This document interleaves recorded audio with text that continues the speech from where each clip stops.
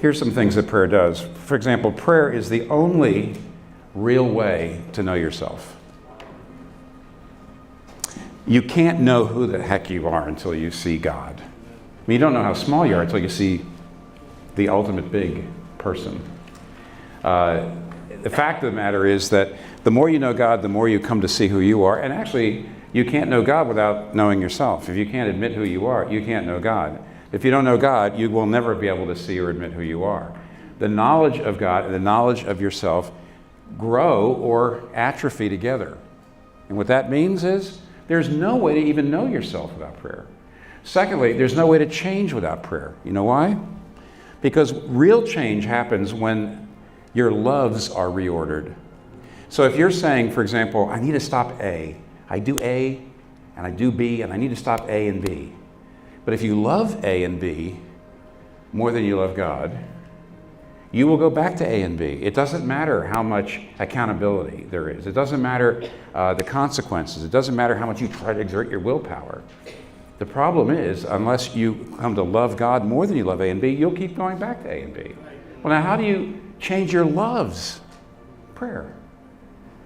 I mean, in other words, praying. That's how you grow to love God. You don't pray, you're not going to love God. So prayer is the only way to know yourself. Prayer is the only way to change. Prayer is the only way to get all the gifts God wants to give you. The Bible talks about He wants to give you love and wisdom and joy and all kinds of things. But here's the thing.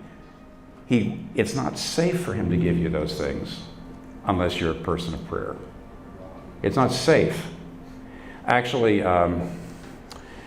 one of the things, the simple fact of the matter is, I talked to somebody not that long ago who became very wealthy early in life, and he said it was the worst thing that ever happened to him. Because he said he made a deal and it went beautifully and he made a ton of money, and immediately, instead of looking at that as, either luck or the grace of God, he said, I am really hot spit. I am really great.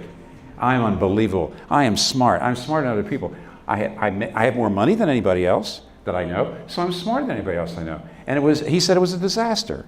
His head got very big, of course, and he made all kinds of boneheaded decisions because he was so sure his gut was the reason why he got rich, right? So now his gut must always be right.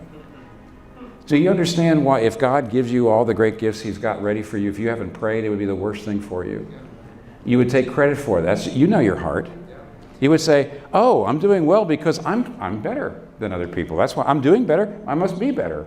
Not I'm more blessed. No. That's not how your heart operates. I mean, you're not going to get the blessings God wants to give you if you don't pray. You're not going to know yourself if you don't pray. You're not going to change if you don't pray. You're not going to know God if you don't pray. You might know about God, but you're not even going to know God. You've got to learn to pray. You have to. There's no other way.